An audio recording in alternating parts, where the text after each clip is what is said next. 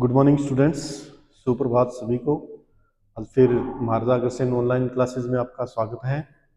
मैं सुशील स्वामी, geography lecturer, आपके लिए ज्योग्राफी के कुछ महत्वपूर्ण बिंदु लेके आया हूँ। तो जिस प्रकार से जो BA, B Ed, BSc, B Ed first year first semester के लिए बहुत ही महत्वपूर्ण है। तो कल प्यारे बच्चों हमने पढ़ा था, भूकंप के बारे में हम पढ़ रहे थे। भूकंप जो है, भूकंप के बारे में हमने पढ़ा था। भूकंप, अर्थक्वेक।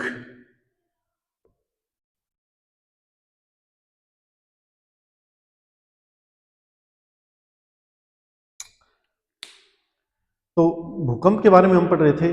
भूकंप, जिसे मैंने आपको कल बताया था कि जिस प्रकार से अपने मस्तिष्क में एक ही बात आती है कि जिसके कारण भी इनकी पृथ्वी का हिलना या पृथ्वी में हलचल या पृथ्वी में कंपन, इनके इसे अपने भूकंप कहेंगे। इसी प्रकार से हमने इनके बारे में पढ़ा था भी इनके कारण क्या हो सकते हैं। वे भूकंप आने के या धरती हिलने के या पृथ्वी के हिलने के, पृथ्वी में हलचल के कारण क्या हो सकते हैं। तो हमने पढ़ा था कि जिस प्रकार से ज्वालामुखी क्रिया है, तो ज्वालामुखी क्रिया जहां पर उत्पन्न होती है वहां पर जो है अधिकतर भूकंप देखे जाते हैं। यानी कि जब ज्वालामुखी, क्योंकि तीव्र विस्फोट के साथ अनेक गैसों के साथ जो ज्वालामुखी क्रिया उत्पन्न होती है, तो उस विस्फोट के साथ जो है ये कंपन होना अपने यानी कि मान सकते हैं कि संभावित है भी कंपन, यानी कि संभव है कंपन होगा। तो कहने का मतलब ज्वालामुखी क्रिया जिन क्षेत्रों में अधिक होती है वहां पर अधिकतर भूकंप के झटके महसूस किए जाते हैं। यही कारण है कि जो इनके सागर तटीय क्षेत्र होते हैं, जहां पर महाद्वीप और जो महासागर मिलते हैं, तो वहां पर अधिकतर इस प्रकार के भूकंप की जो है संख्याएं अधिक देखी जाती हैं। इसी प्रकार से ज्वालामुखी क्रिया के बाद हमने पढ़ा था भूपटल भ्रंश। भूपटल भ्रंश में मतलब कि जिस प्रकार से अपने ये मानते हैं कि भी पर्वत निर्माण की जो क्रिया होती है, उस पर्वत निर्माण की क्रिया में जो है यानी कि एक निर्माण चक्र चलता रहता है। जिस प्रकार से कि भी जो चट्टाने हैं, पूर्व निर्मित जो चट्टाने हैं, वो चट्टाने अपर्दित होकर जो है वो मलबा पदार्थ धीरे धीरे धीरे धीरे जो है सागरों में, महासागरों में या यानी कि जो जलीय क्षेत्र है उनमें जाता रहता है। और जैसे जैसे वो मलबा यानी कि उसके कारण भार बढ़ता जाता है, तो उस भार के कारण जो है इनके भ्रंशन की क्रिया होती है। या अपने ये मान सकते हैं कि भी ज्यादा भार होने के कारण जो है एक स्थान जो है नीचे दब जाता है और एक स्थान फिर उसके संतुलन के लिए ऊपर की तरफ उठ जाता है, जिसके कारण जो है पर्वत निर्माण की क्रिया होती है, जिसे अपने भूपटल भ्रंश कहते हैं। उस भ्रंश के कारण जो है इनके जैसे ही इनमें इनके टकराहट होती है, तो उसके कारण जो है पृथ्वी में अपने कंपन देखते हैं। इसके बाद हमने पढ़ा था कि संतुलन, जो पृथ्वी का जो संतुलन है उसमें अव्यवस्था, उसमें अव्यवस्था किस कारण से आती है कि भी अनेक जो क्षेत्र हैं, जिस प्रकार से अपने ये माने कि कई बार क्या होता है कि पृथ्वी के कुछ कमजोर धरातलीय क्षेत्र होते हैं या कुछ ऐसे क्षेत्र होते हैं जहां पर संतुलित अवस्था नहीं रह पाती है। किस कारण से? पृथ्वी की आंतरिक स्थिति के कारण या अत्यधिक दबाव के कारण। कई बार क्या होता है, प्लेटों में हलचल प्रारंभ हो जाती है या प्लेटों में गतियां प्रारंभ हो जाती हैं।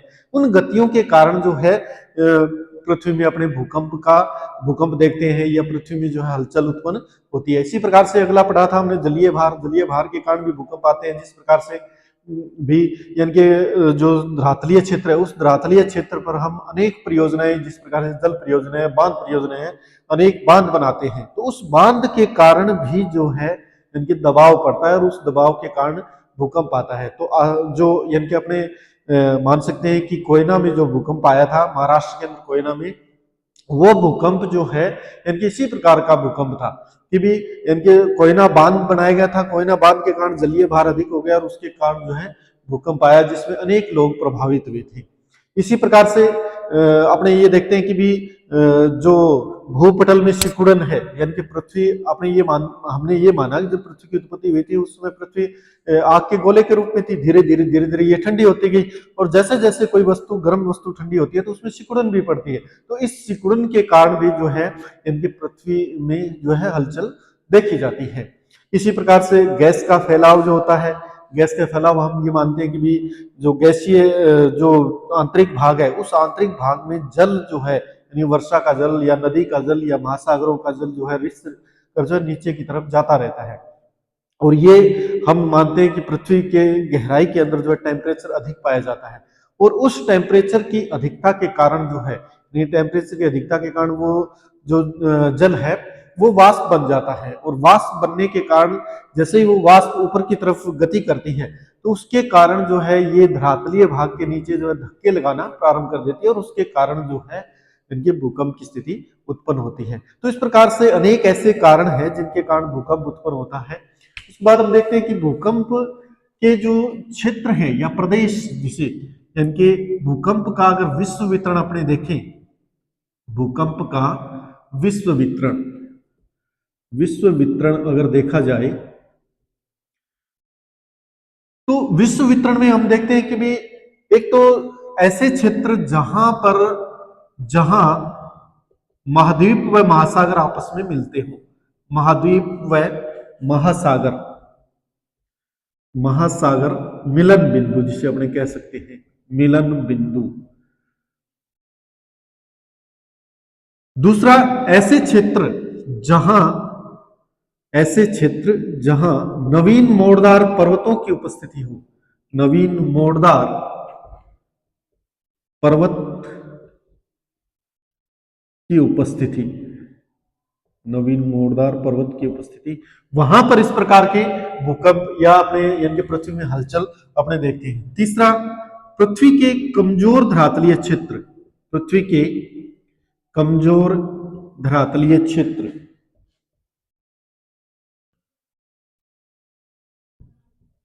इनके ऐसे अनेक क्षेत्र पाए जाते हैं जहां पर धरातलीय संरचना कमजोर पाई जाती है। चौथा अपने देख सकते हैं कि भाई जिस प्रकार से ज्वालामुखी क्षेत्र है,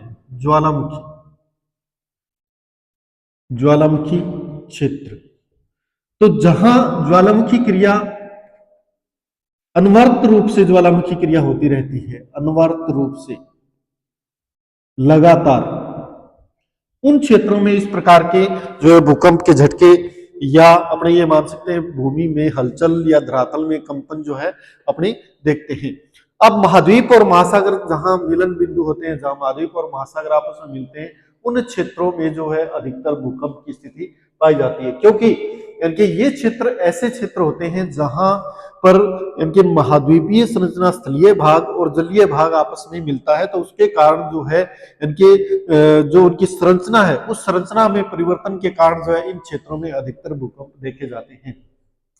और जहां नवीन मोड़दार पर्वत पाए जाते हैं, नवीन मोड़दार पर्वत से मतलब कि पर्वतों की वलित पर्वत जहां पाए जाते हैं, अधिकतर वलित पर्वतों की संरचनाएं पाई जाती है या पर्वतीय संरचनाएं अधिक पाई जाती है, उन क्षेत्रों में भी जो है इस प्रकार के भूकंप देखे जाते हैं, क्योंकि इनके पर्वतों का निर्माण जो है अनवरत रूप से जारी रहता है। अपने ये मानते हैं कि पर्वत का निर्माण होता रहता है और ऊपर के भाग टूटते फूटते रहते हैं और धीरे धीरे जो है उनकी ऊंचाई जो है बढ़ती जाती है। तो इस प्रकार की स्थिति जो है नवीन मोड़दार पर्वतों में जो है अधिकतर भूकंप के झटके महसूस किए जाते हैं।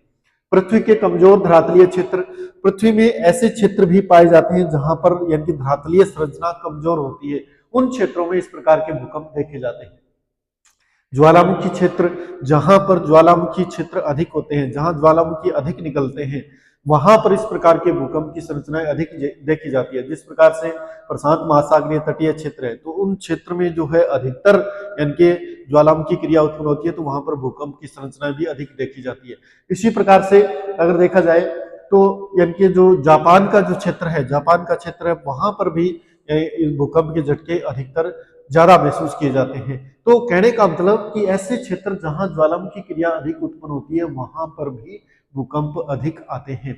अब अपने देखते हैं कि भी यानी कि उनका विश्व वितरण के रूप में अगर देखा जाए, विश्व वितरण के रूप में अगर इनको अपने देखें तो ज्वालामुखी जहां पर यानी कि जो प्रशांत महासागरीय क्षेत्र है, प्रशांत महासागरीय जो पेटी है जिसे अपने कह सकते हैं या क्षेत्र कह सकते हैं, पेटी कह सकते हैं, वहां पर यानी कि सर्वाधिक भूकंप आते हैं। प्रशांत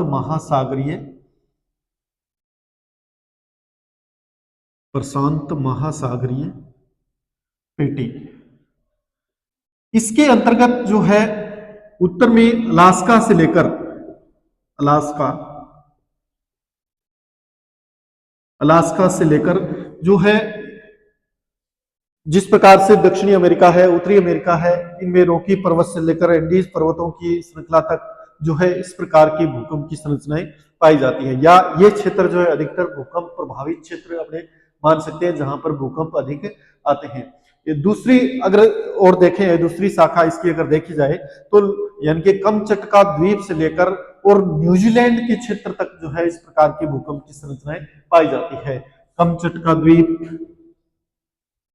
कमचटका द्वीप, न्यूजीलैंड क्षेत्र, न्यूजीलैंड क्षेत्र, इन क्षेत्रों में जो है अधिकतर जो है यानी कि भूकंप के क्षेत्र देखे जाते हैं, भूकंप अधिक आते हैं। इसी प्रकार से दूसरा अगर यानी कि इनका वितरण देखें, दूसरा क्षेत्र जो इसका देखा जाए तो मध्य महाद्वीपीय पेटी, मध्य महाद्वीपीय पेटी, मध्य महाद्वीपीय पेटी। मध्य महाद्वीपीय पेटी में अगर देखा जाए तो मध्य महाद्वीपीय पेटी में अधिकतर यानी कि वे क्षेत्र आते हैं जिस प्रकार से अपने ये माने कि भी महाद्वीपों का जो मध्य भाग है, जिस प्रकार से भारतीय क्षेत्र इसमें आ जाता है, या यानी कि जो जापान के द्वीप इस क्षेत्र में आ जाते हैं, या यानी कि अपने ये देखें कि फिलीपाइन द्वीप समूह है, या फिलीपाइन द्वीप समूह, या यानी कि भारतीय क्षेत्र, या जो अपने देखा जाए तो इस प्रकार की पेटी के अंतर्गत जो है अधिकतर मध्य महाद्वीपीय क्षेत्र आते हैं, मध्य महाद्वीप के भाग, मध्य महाद्वीप के भाग इस क्षेत्र में अधिकतर आते हैं। इसमें यानी कि भारत का अगर क्षेत्र देखें, भारतीय क्षेत्र अगर देखा जाए भूकंप प्रभावित क्षेत्र, तो ये क्षेत्र जो यानी कि उत्तरी जो भाग है यार, कश्मीर अपने ये देखें कश्मीर से लेकर जो है लगभग यानी कि नीचे की तरफ अगर आए तो ये गुजरात क्षेत्र तक, या पूर्वी साइड में जो आसाम क्षेत्र तक इस प्रकार के भूकंप अधिकतर देखे जाते हैं। तो ये क्षेत्र जो है भारतीय क्षेत्र के अंतर्गत अपने देखा जाए तो भारत के अंदर जो है अधिकतर इनके मैदानी क्षेत्र भी आते हैं, मैदानी क्षेत्रों में भी भूकंप की संरचनाएं देखी जाती है। प्रायद्वीपीय भारत में भी भूकंप की संरचनाएं देखी जाती है, लेकिन प्रायद्वीपीय भारत में बहुत कम भूकंप आते हैं। सबसे कम प्रभावित क्षेत्र जो है प्रायद्वीपीय भारत होता है। और मैदानी क्षेत्रों में जिस प्रकार से बिहार का क्षेत्र है, बिहार के अंदर जो है 1934 में भूकंप आया था, वो भी बहुत यानी कि विनाशकारी भूकंप था। इसी प्रकार से जो यानी कि ऊपर का भाग है, जिस प्रकार से पूर्वी भाग है, तो पूर्वी भाग के अंदर जो है जिस प्रकार से आसाम का क्षेत्र है, आसाम में जो भूकंप आया था, आसाम के अंदर जो लोहित और दिहांग नदियां थी, वो नदियां जो है इनके अपने 1950 के अंदर ये भूकंप आया था, तो उसके कारण उनकी दिशा ही परिवर्तित हो गई, जिसके कारण इनके बाढ़ की स्थिति उत्पन्न हो गई थी। इसी प्रकार से अगर देखा जाए तो प्रायद्वीपीय भारत के अंदर जो भूकंप की संरचनाएं पाई जाती हैं, प्रायद्वीपीय भारत में भी जो है इनके भूकंप हालांकि बहुत कम आते हैं, क्योंकि ये कठोर संरचनाओं वाला भाग है, इसलिए ये भूकंप प्रभावित कम क्षेत्र से अपने मान सकते हैं। इसी प्रकार से तीसरी पेटी के रूप में अगर अपने देखें तो मध्य अटलांटिक पेटी, मध्य अटलांटिक पेटी, अटलांटिक महासागर या अंध महासागर की जो पेटी है, मध्य अटलांटिक पेटी। मध्य अटलांटिक पेटी में जो द्वीपीय संरचनाएं हैं, अनेक द्वीप पाए जाते हैं, उन द्वीपों पर जो है भूकंप की संरचनाएं देखी जाती है, भूकंप की स्थिति देखी जाती है। जिस प्रकार से अपने कहें बोवेट द्वीप है, या जो अटलांटिक महासागर के मध्य भाग में यानी मध्य भाग में जो द्वीप है, उन द्वीपों पर इस प्रकार के जो है भूकंप क्षेत्र पाए जाते हैं। तो मुख्य रूप से यानी कि पूरे विश्व के अंदर जो है भूकंप उन क्षेत्रों में अधिक पाए जाते हैं जहां पर अपने ये माने कि ज्वालामुखी क्रिया अधिक उत्पन्न होती है, या महासागरों और जो स्थलीय भाग है उनका मिलन बिंदु होता है, या ऐसे क्षेत्र जहां पर कमजोर धरातलीय क्षेत्र पाए जाते हैं, वहां पर भूकंप की स्थिति उत्पन्न होती है। तो इस प्रकार से भूकंप प्रभावित क्षेत्र वे क्षेत्र होंगे जहां पर इस प्रकार के जो है इनके संरचनाएं पाई जाती हैं। तो अनेक क्षेत्र, जिस प्रकार से अगर अपने जापान का जो क्षेत्र देखें, जापान में जो है जापान के जो द्वीप हैं, जापान के द्वीपीय क्षेत्र में जो है अधिकतर भूकंप आते हैं। सबसे ज्यादा भूकंप जो है यहाँ पर देखे जाते हैं, सबसे ज्यादा भूकंप यहाँ पर देखे जाते हैं। प्रतिवर्ष माना जाता है कि 1500 धक्के भूकंप के यहाँ पर अनुभव किए जाते हैं। इसलिए कुछ ऐसे क्षेत्रों में, द्वीपीय जो क्षेत्र है वहां पर यानी कि जापान के जो कुछ द्वीपीय क्षेत्र वहां पर मकान भी लकड़ी के तैयार किए जाते हैं, जिससे कि नुकसान कम से कम हो। तो कहने का मतलब कि यानी कि इस प्रकार के भूकंप के कारण अनेक परिवर्तन उत्पन्न होते हैं, इसलिए अपने ये माना जाता है कि यहाँ पर भूकंप की संरचनाएं सबसे ज्यादा जापान के अंदर आती है। जापान में लगभग प्रतिवर्ष 1500 धक्के अनुभव किए जाते हैं। अब जो भूकंप की संरचनाएं होती है, भूकंप का जो क्षेत्र होता है वो क्षेत्र यानी कि धीरे धीरे जहां पर अधिक क्षेत्र प्रभावित क्षेत्र होता है वहां पर भूकंप उन क्षेत्रों में अधिक आता है। जैसे जैसे भूकंप से दूर जाते हैं वैसे वैसे भूकंप की तीव्रता भी कम होती जाती है। तो कहने का मतलब कि भूकंप एक प्राकृतिक आपदा है जो जिसे अपने जो है रोक भी नहीं सकते। प्राकृतिक आपदा किस कारण से उत्पन्न होती है? मानवीय कारण अगर इसमें देखें तो मानवीय कारण जो मनुष्य जो निर्माण क्रिया कर रहा है, पुल बना रहा है या सुरंगें खोद रहा है या खनन कार्य कर रहा है या इनके विभिन्न परियोजनाएं बांध परियोजनाएं बनाई जा रही हैं, इन सभी के कारण जो है इनकी अधिकतर भूकंप की स्थिति उत्पन्न होती है। अधिकतर भूकंप यानी कि उन क्षेत्रों में अधिक आएंगे जहां पर इस प्रकार से मानव निर्मित प्रक्रियाएं ज्यादा होंगी। जिस प्रकार से भूमि को यानी कि खनन या खदानों के द्वारा जो उसको खोखला कर दिया जाता है, कोयले की खदानें हैं या अन्य खनिज पदार्थों की खाने हैं या अन्य चीजों की जो खाने पाई जाती हैं, उनके कारण जो है धीरे धीरे जो है इनके पत्थर की खदानें हैं, उनके कारण जो है ये यानी कि जो भूमिगत सतह है वो धीरे धीरे यानी कि खोखली होती जा रही है। और उस भूमिगत सतह के खोखले होते रहने के कारण जो है यहाँ पर अपने अगर देखा जाए तो भूकंप की संरचनाएं सबसे ज्यादा उत्पन्न होती है। भूकंप उत्पन्न होने का मुख्य कारण जो है देखा जाए तो यही कारण मुख्य कारण होते हैं जिनके कारण भूकंप उत्पन्न होते हैं। धन्यवाद स्टूडेंट्स, हमने भूकंप के बारे में पढ़ा आज। कल फिर नया टॉपिक लेके आएंगे अपने ज्योग्राफी का। Thank you all of you.